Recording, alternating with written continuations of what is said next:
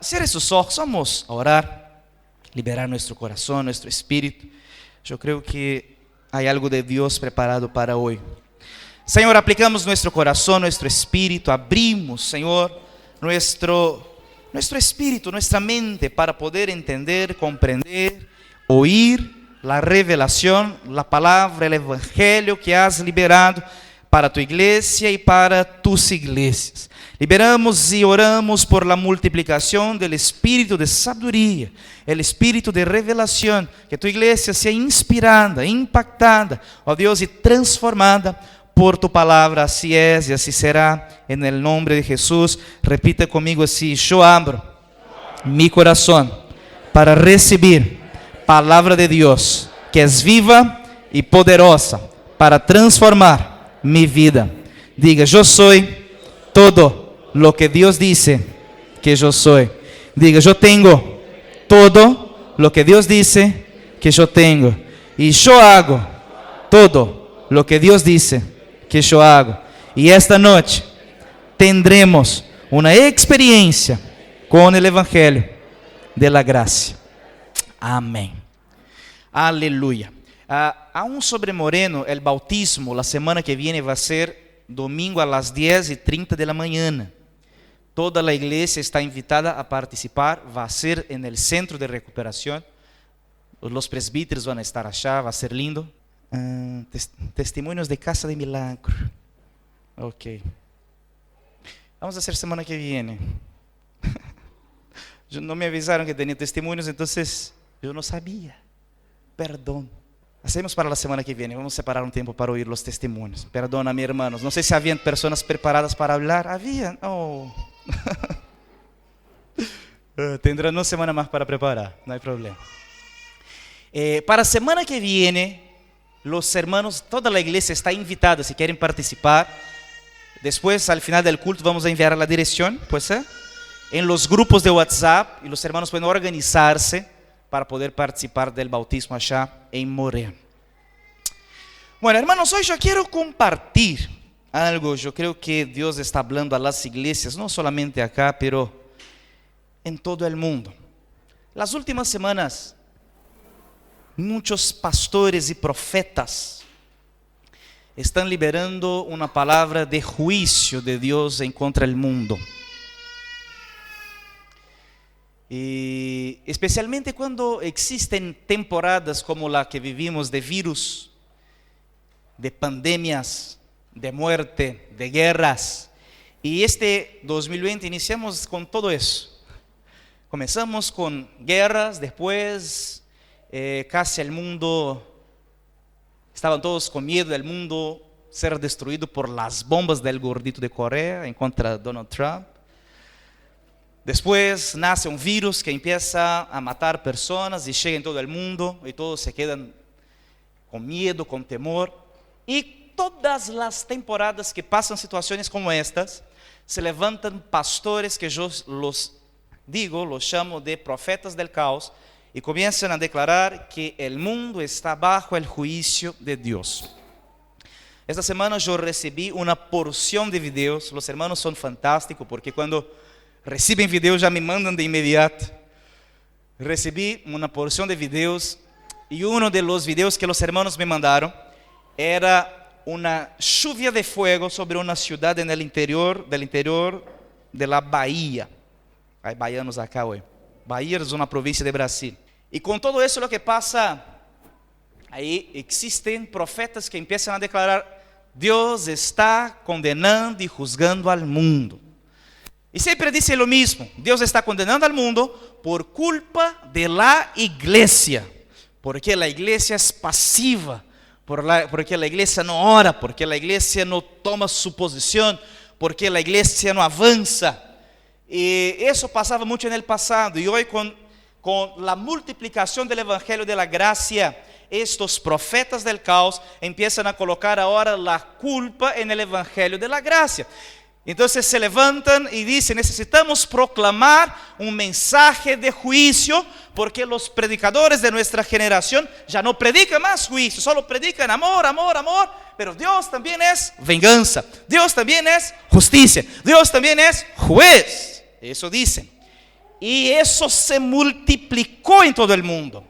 Y hoy, domingo hoy, interesante, porque yo estaba mirando, yo sigo muchos otros pastores en Instagram, y eso es lo que voy a compartir hoy. Muchos pastores compartieron en muchos lugares del mundo. Yo creo que existe una voz profética de Dios para hablar con la iglesia en todo el mundo. Y lo que quiero hablar es responder la pregunta que estaba en el PDF anterior. ¿Será que Dios está juzgando al mundo?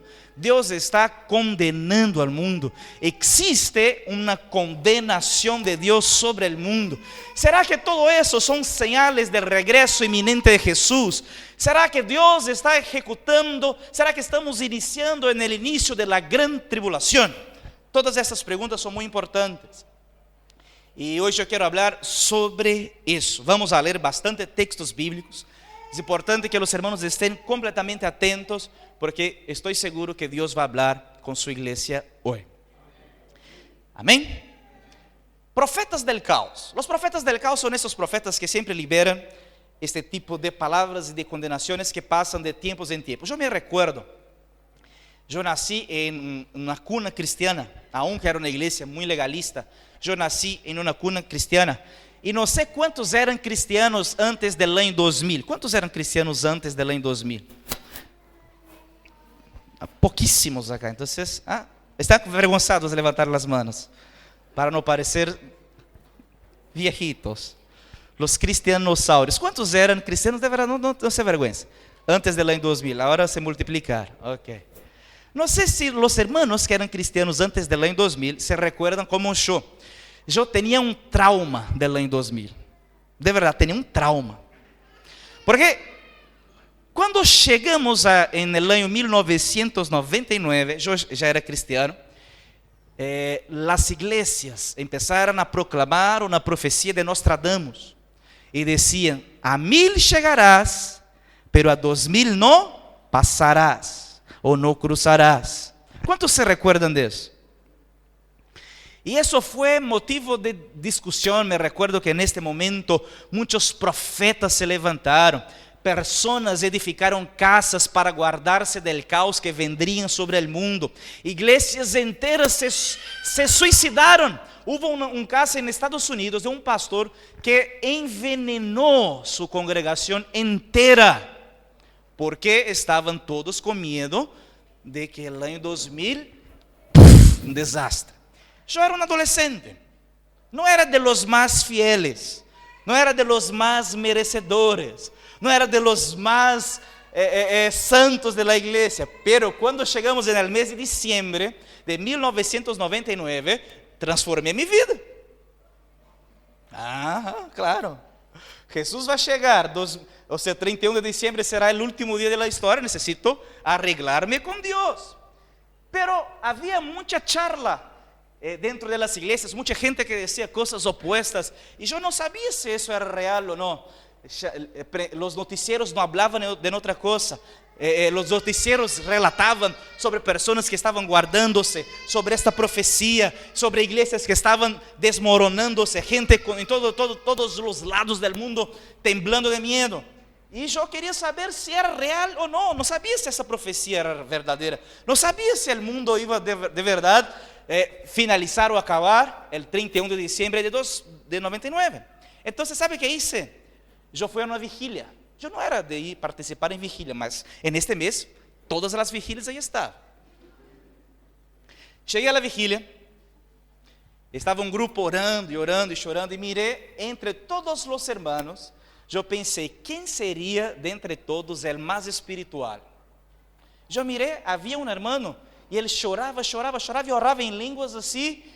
Yo pensé, este es el más espiritual, seguro. Chorava y profetizaba. Terminó la vigilia, yo me acerqué a él y le pregunté, hermano, tengo una pregunta, una duda. Dime, ¿es verdad que el mundo va a acabar este mes? Él me miró y me dijo, ¿no sabes lo que está escrito? ¿Qué está escrito?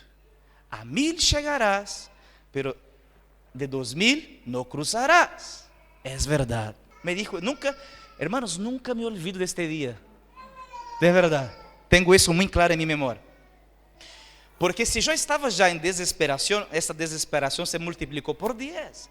Porque estoy seguro que este hermano seguro sabía las cosas. Seguro sabía.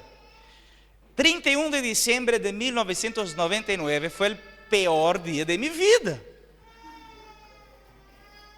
¿Alguien pasó por eso? Solo pasó conmigo eso. Ah, ¿pasó con vos? Fue el peor día de mi vida, porque estaba seguro que a la medianoche, no sé qué iba a pasar, pero el mundo sería completamente destruido, y yo estaba destruido con el mundo, porque no merecía ser salvo. ¿Qué pasó? Nada. Me quedé re decepcionado con los profetas. Y después, durante toda la semana, los profetas que profetizaban el caos, ellos necesitaban levantar motivos por los cuales sus profecías no se concretizaron. Y ahora los profetas comenzaron a proclamar otra vez: Dios está condenando al mundo. Dios está condenando al mundo. Dios está condenando al mundo por causa de la iglesia. La culpa son de las iglesias que no se posicionan. Wow, eso ya oí este mes muchas veces. Y dicen, mira lo que dicen: Dios necesita condenar a esta generación, porque si Dios condenó Sodoma y Gomorra, que hizo mucho menos que esta generación, Dios sería injusto con la generación de Sodoma. ¿Por qué Dios no condenaría a esta generación si condenó a la generación de Sodoma? Dice, porque Dios no condenaría a esta generación si Dios condenó la generación de Noé, dice. Y alguien me puede preguntar: pastor, es verdad, Dios condenó Sodoma, ¿por qué no nos condenaría? Dios condenó a la generación de Noé, ¿por qué Dios no nos condenaría hoy? ¿Verdad? Es una buena pregunta. Pero hay un detalle importante aquí. Dios condenó la generación de Sodoma después que sacó y quitó todos los justos de la ciudad. Dios condenó la generación de Noé luego de haber quitado todos los justos de la tierra y haber colocado dentro de un barco. ¿Será que Dios está condenando la tierra? Yo quiero leer, para comenzar, una profecía que está en el libro de Isaías, capítulo 61. Una de las profecías más conocidas, una profecía mesiânica. Isaías es un profeta mesiânico. Ele profetizou muitas coisas sobre a vida de Jesus. Isaías dijo en el verso 1, es una profecía: el Espíritu del Señor Omnipotente está sobre mí, por cuanto me ha ungido para anunciar buenas nuevas a los pobres. Diga conmigo: buenas nuevas. Diga más fuerte: buenas nuevas a los pobres. Me ha enviado a sanar los corazones heridos. Diga: sanar los corazones heridos.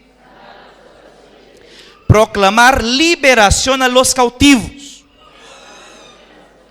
y libertar a los prisioneros. Mira el verso 2, aquí quería llegar. A pregonar el año del favor del Señor y el día de la venganza de nuestro Dios. Voy a leer otra vez esta parte porque aquí quiero tocar. A pregonar el año del favor del Señor y el día de la venganza de nuestro Dios. Isaías está profetizando que existe una temporada que es temporada de favor. Esta temporada de favor, Isaías dijo que es un año de favor. Y existe una otra temporada que es una temporada que Isaías dijo que es temporada de venganza.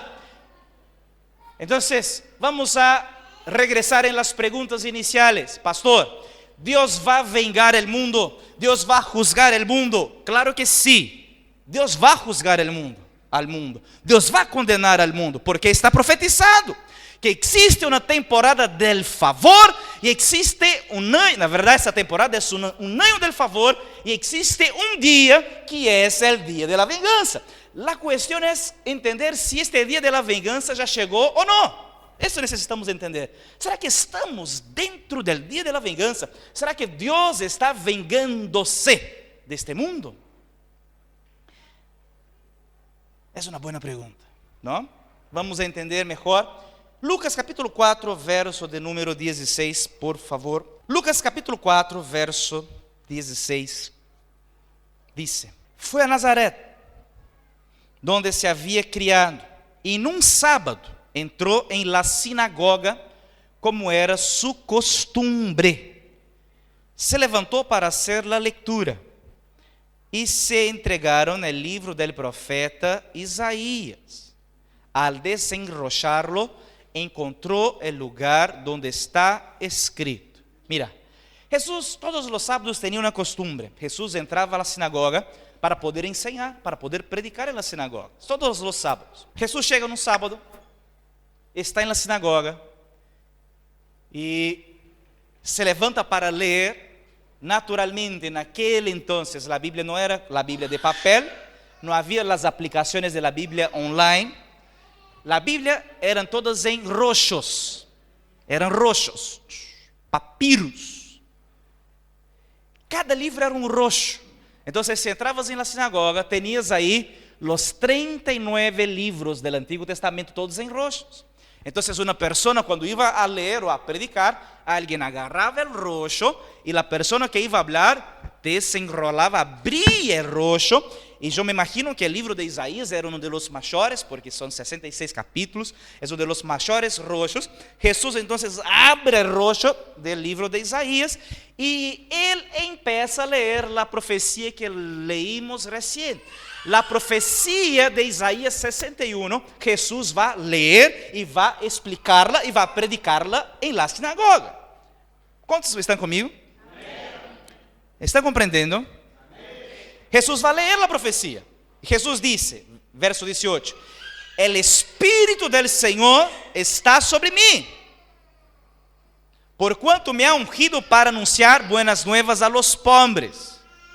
Me ha enviado a proclamar libertad a los cautivos, a dar vista a los ciegos, a poner en libertad a los oprimidos, a pregonar el año del favor del Señor. Verso 20. Luego enrolló el libro. Pero hay un problema acá. ¿Cuál es el problema? La profecía está incompleta. ¿Se dieron cuenta? ¿Qué faltó? Interesante. Jesús empezó a leer la profecía y dijo, verso 19. Mira el verso 19. Para proclamar el año del favor del Señor. Punto.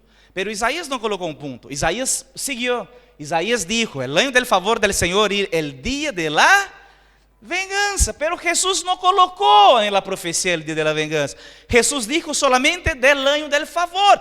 Punto final. Verso 20. Llega en el verso 20. ¿Qué Jesús hace? Luego enrolló el libro y se lo devolvió al ayudante y se sentó. Todos los que estaban en la sinagoga lo miraban detenidamente. Alguien puede haber pensado, para este maestro se olvidó de la última parte del verso.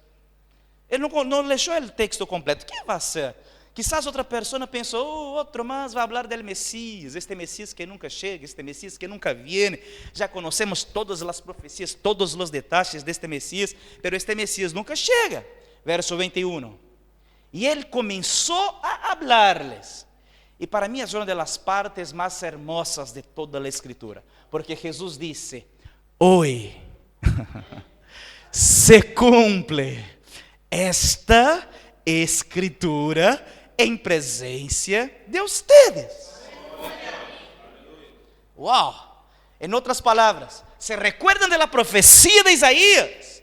Aquel que vendría para proclamar buenas nuevas a los pobres, a dar libertad a los cautivos, a dar libertad a los esclavos.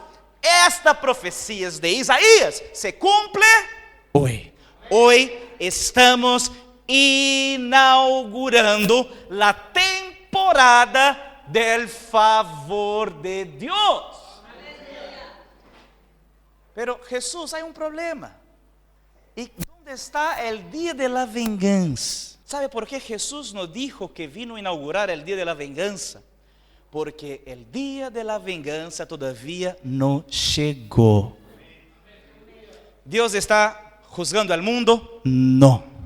¿Dios está condenando al mundo? No. ¿El coronavirus es enviado de Dios para juzgar al mundo? No. ¿Los aviones que caen son de la voluntad de Dios para exterminar los malos? No. ¿Las guerras es señal de que Dios está organizándose para hacer su regreso? Sí, que Jesús está a las puertas. Jesús está regresando. El mundo será condenado. Dios se vengará. Su nombre es vengador. Pero la iglesia ya no estará más aquí. Cuando Dios inicie el día de la venganza y finalice el año del favor, yo tengo una buena noticia. Nosotros ya no estaremos aquí. La verdad, estaremos con Él, vengándonos en contra la tierra. Apocalipsis capítulo 6. Vamos a entrar un poco en Apocalipsis hoy. Yo sé que muchos hermanos tienen miedo de Apocalipsis, pero para mí son las promesas más hermosas de Dios. Apocalipsis capítulo 6, verso de número 9. Dice, hoy vamos a leer bastante Apocalipsis, estén atentos con sus Biblias, ¿ok? Cuando el Cordero rompió el quinto sello, vi debajo del altar las almas de los que habían sufrido martirio por causa de la palabra de Dios y por mantenerse fieles en su testimonio. Y ellos gritaban a gran voz: ¿hasta cuándo, soberano Señor, santo y veraz, seguirás sin juzgar a los habitantes de la tierra y sin vengar nuestra muerte? Entonces cada uno de ellos recibió ropas blancas y se les dijo que esperaran un poco más. Diga conmigo, esperen un poco más, hasta que se completara el número de sus consiervos y hermanos que iban a sufrir el martirio como ellos. Vi que el Cordero rompió el sexto sello y se produjo un gran terremoto. El sol se oscureció como si se hubiera vestido de luto. La luna entera se tornó roja como la sangre y las estrellas del firmamento cayeron sobre la tierra como caen los higos verdes de la higuera sacudida por el vendaval. Pastor, ¿qué está pasando? La Biblia dice que delante del Cordero, delante del trono del Cordero, están los mártires que fueron muertos por causa del Evangelio.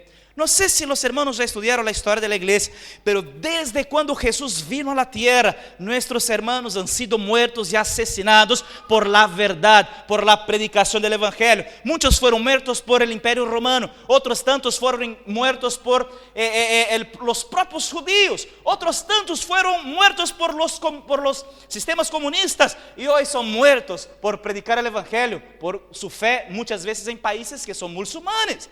Los hermanos están siendo muertos. La Biblia dice que estos hermanos están delante de Dios clamando. ¿Y qué ellos están clamando? Venganza. Señor, ¿hasta cuándo no nos vengará? Señor, ¿hasta cuándo no nos vengará? Señor, ¿hasta cuándo? Y el Señor está diciendo: esperen un poco más. No estamos aún en la temporada de la venganza, estamos en la temporada del favor. Esperen, aguardem, vai chegar el momento, pero quando chegue el momento de la venganza, estoy seguro, segurísimo, que eu não estaria predicando isso, porque quando Deus empiece a vengar-se de la tierra, nadie tendrá dudas, será clarísimo, toda la tierra sabrá que Deus está ejecutando venganza. ¿Qué significa? Que todavía no llegó la temporada de la venganza. Dios no está vengándose, Dios no está condenando la tierra. Pastor, pero entonces, ¿qué significa todo eso, lo que el mundo pasa? ¿Por qué el mundo sufre como sufre? Si Dios no está vengando, ¿por qué hay tanta guerra, muerte, hambre y enfermedades? Y aquí yo quiero mostrarles que existen 4 principales enemigos de Dios a lo largo de la historia. ¿Cuántos enemigos? Yo no escuché. Diga, 4 enemigos. 4 espíritus. O 4 jinetes. ¿Por qué el número 4? Los hermanos saben que la Biblia es un libro perfecto y completo. Todos los números en la Biblia significan alguna cosa, ¿ok? No hay ningún libro en la Biblia sin significado. El número 4 significa el número de la creación, de la tierra. La tierra tiene 4 estaciones, 4 puntos cardinales. Todo lo que tiene que ver con la tierra en la Biblia son 4. Desde la muerte de Jesús existen 4 espíritus que están caminando sobre la tierra. Son 4 enemigos del pueblo de Dios. Están en Apocalipsis capítulo 6. Son conocidos como los 4 jinetes de Apocalipsis. Antes de entrar en los jinetes, Juan, cuando estuvo delante del trono en el capítulo 5, la Biblia dice que él estuvo en el trono del Dios, delante del trono de Dios. Cuando Juan estaba en el trono de Dios, la Biblia dice que Juan miró y un ángel tenía un libro en sus manos. Y este libro estaba sellado y habían 7 sellos. Y Juan quería leer y saber qué estaba escrito. Y este libro era un testamento. Era un testamento. Los hermanos saben que para poder leer un testamento es fundamental que la persona que escribió su testamento muera. Porque un testamento no puede ser leído si el testador está vivo. ¿Es verdad? Entonces, ¿qué pasó? Juan miró el testamento, Juan quería leer el testamento y él preguntó, y un ángel dijo, no hay nadie en el cielo, ni en la tierra, ni debajo de la tierra, que es capaz de leer. Pero no llores, porque el Cordero de Dios, que es el león, fue inmolado, fue muerto, y este Cordero se tornó digno para poder quitar los sellos. ¿De qué Cordero estamos hablando? Jesús. Cuando Jesús murió, Él es el testador. Jesús murió y resucitó. Y cuando Jesús murió, Él se tornó habilitado para quitar los sellos de un testamento. Y este testamento es el testamento que tenemos en nuestras manos, porque la alianza, la nueva alianza también es un nuevo testamento, y en ese testamento está escrito la herencia de todos los hijos desde cuando nuestro padre murió. ¿Cuántos están conmigo? Amén. Juan va a leer qué son los sellos de este testamento. Estamos en el libro de Apocalipsis, capítulo 6, a partir del verso 1.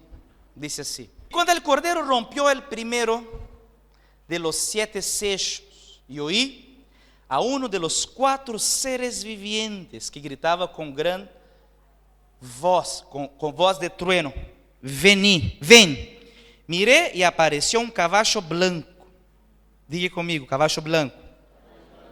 El jinete llevaba un arco, se le dio una corona y salió como vencedor para seguir venciendo. ¿Cuál fue el primer sello? ¿Quién es este primer caballo? ¿Quién es este primer jinete que fue liberado desde la muerte del Cordero? ¿Sabe quién es? Un caballo blanco. Y este caballo tiene un arco en sus manos. Pero hay un detalle importante aquí. Este caballo tiene un arco, pero no tiene ninguna flecha. ¿Cómo va a caminar un flechero si no tiene flechas? Un caballo blanco y salió como vencedor. ¿Sabe por qué este caballo sale así? Porque es una imitación.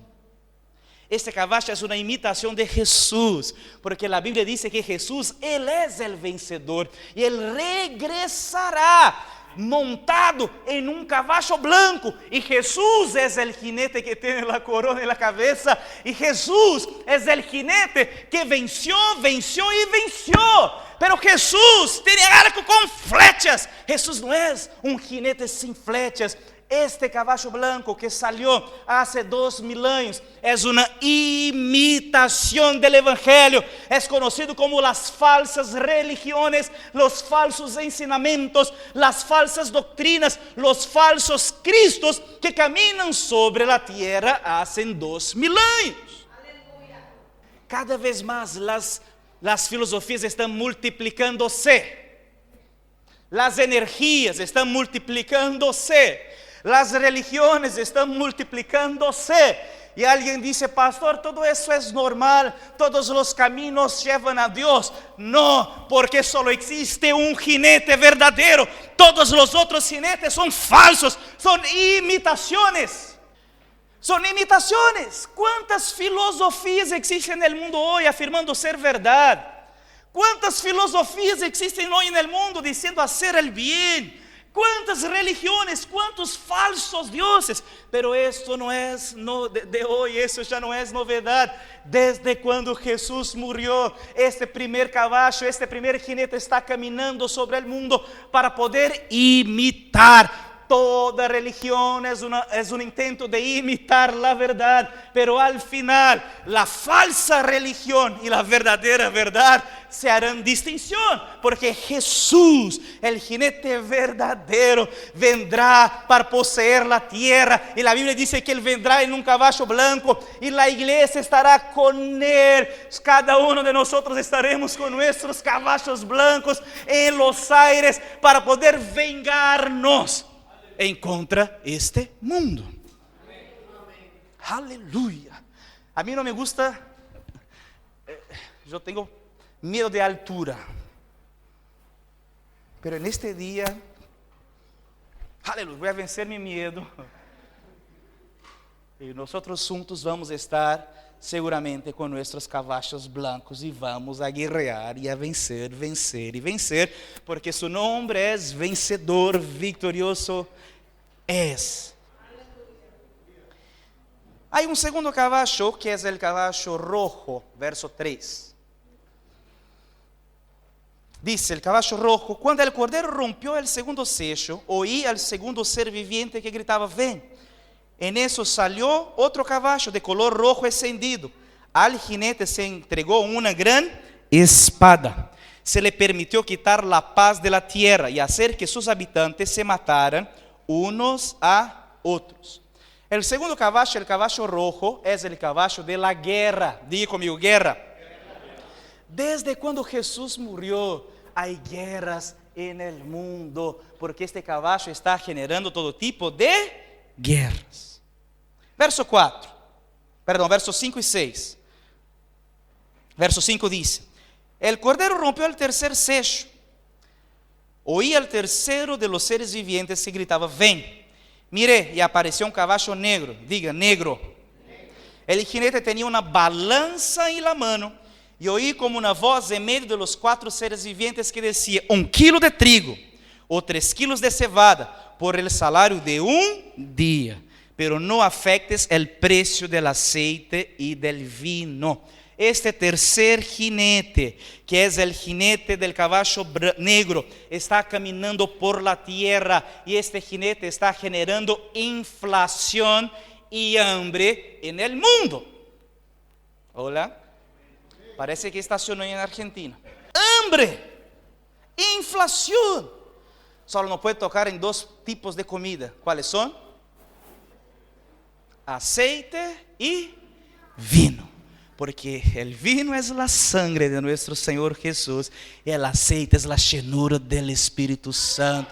Aunque haya hambre en el mundo, el Espíritu seguirá siendo derramado sobre todos los pueblos, lenguas y naciones.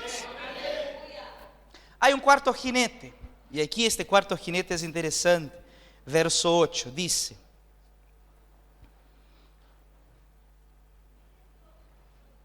miré y apareció un caballo amarillento.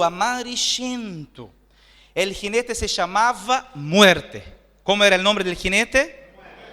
El infierno los seguía de cerca y se les otorgó poder sobre la cuarta parte de la tierra para matar por medio de la espada, diga espada, hambre, epidemias.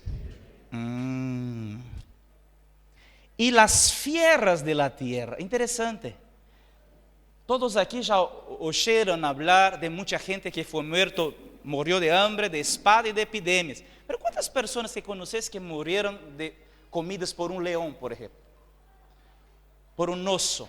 La Biblia dice que fue dada a este jinete poder de matar la cuarta parte de la tierra. Pero pastor, yo nunca conocí una persona que fue muerto por una ballena, por un tiburón. ¿Por qué las personas son muertas por fieras? ¿Sabes? Existe una cosa muy interesante en este verso, del verso 8. Esta expresión fieras, en el original está escrito pequeñas fieras, pequeños monstruos. Y la mayoría de los teólogos creen que cuando la Biblia dice las fieras, la Biblia está diciendo, esta expresión fieras sería mejor traducida por virus. Por virus. ¿Qué significa? Que desde la muerte de Jesús, estos 4 enemigos están caminando sobre la tierra. Entonces, epidemias, virus, muertes, guerras, no significa que Dios está juzgando al mundo. Son consecuencias naturales, son enemigos naturales que nosotros tenemos. Pastor, pero, ok, entonces tenemos los enemigos. ¿Y ahora qué hacemos con ellos? Tenemos que sufrir todo lo que la gente sufre. Yo quiero leer un texto para poder explicar qué podemos hacer con cada uno de estos enemigos. Diga conmigo, falso evangelio. Caballo blanco, falso evangelio. Diga guerras, hambres y muerte. ¿Qué podemos hacer con estos 4 enemigos? ¿Cuántos están comprendiendo, hermanos? Ok, coloca la próxima imagen, por favor. Yo quiero explicar. Hoy voy a ser bastante teológico aquí para poder entender. Esta imagen es una imagen importante.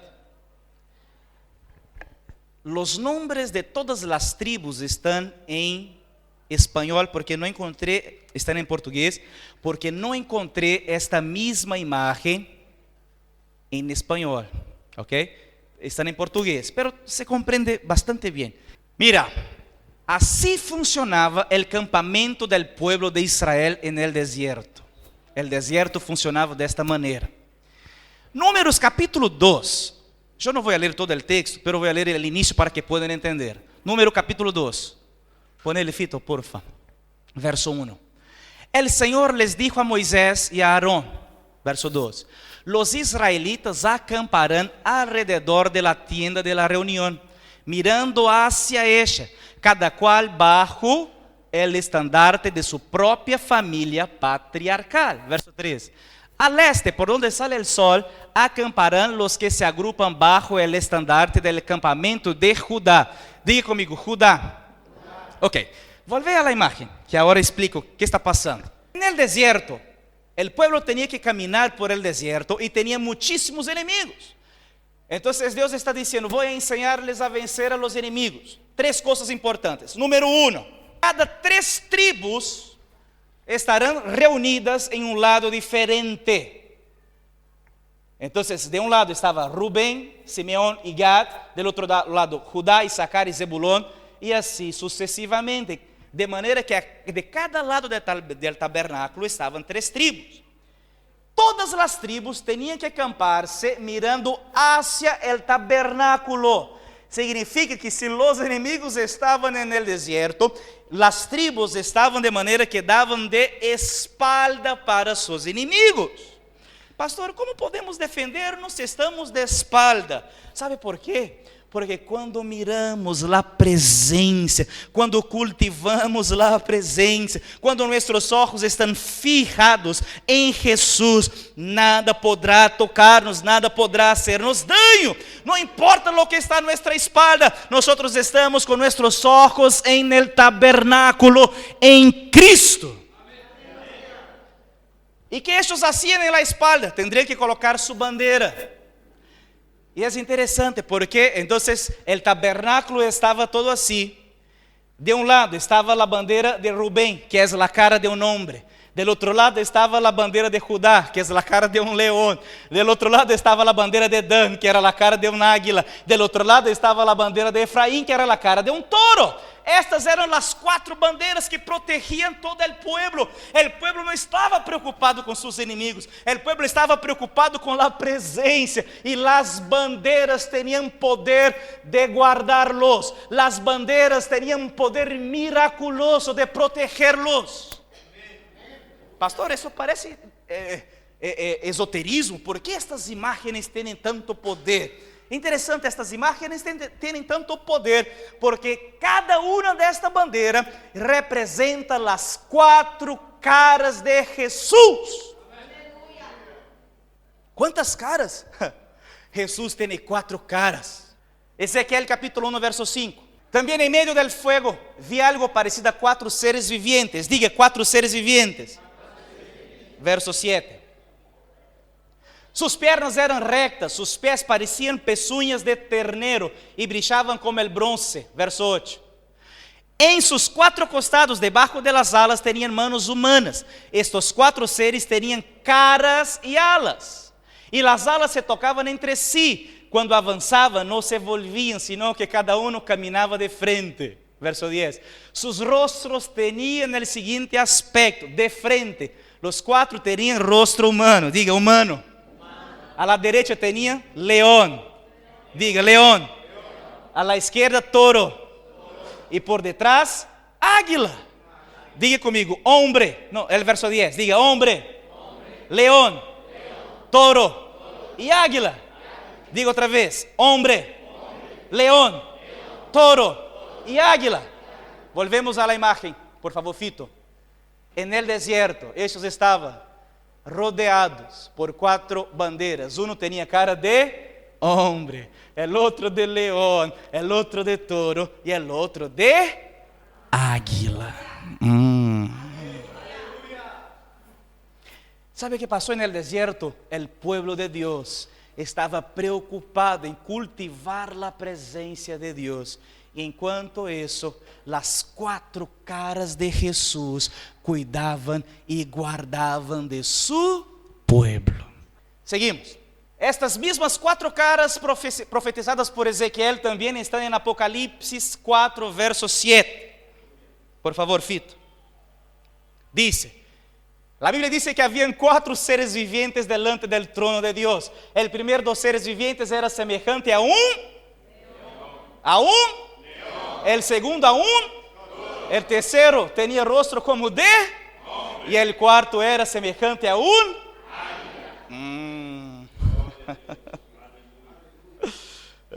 coisa que impressionante. Pastor, Jesús tiene 4 caras. Sí, Jesús tiene 4 caras. Por eso la Biblia tiene 4 evangelios. Cada evangelio te muestra, te presenta una cara de Jesús. El evangelio de Mateo te muestra y te presenta a Jesús como rey, es el león. El evangelio de Marcos te presenta a Jesús como un hombre, es la cara del hombre. El evangelio de Lucas te presenta a Jesús como un siervo, un serviente, es el evangelio de Lucas. Y el cuarto, Juan, Lucas es el toro, que es el siervo. Y el cuarto, que es Juan, te muestra a Jesús como el Hijo de Dios, como Hijo de Dios, que es el águila. Pastor, ¿qué tiene que ver? ¿De qué estamos hablando? ¿Qué estamos haciendo hoy? Ok, eu sei que hicimos aqui todo um recorrido teológico para chegar na seguinte conclusão. Eu quero finalizar com 4 frases. Primeiro, para o falso evangelho, antes de entrar nessas 4 frases, para cada jinete Para cada inimigo, para cada espírito, temos uma cara de Cristo que nos protege. Aleluia. ¿No te encantan las escrituras? Si tenemos 4 enemigos, significa que tenemos 4 caras de Jesús que nos protege. Para cada jinete blanco, para cada falso evangelho, para el falso evangelho tenemos un águila. Y su nombre es fiel y verdadero. Segundo, para la guerra tenemos un león que es el rey vencedor. Tercero, para el hambre tenemos un toro, un buey que alimenta las naciones, que es un siervo que trae comida al mundo. Y finalmente, para la muerte tenemos un hombre que murió y vivo está.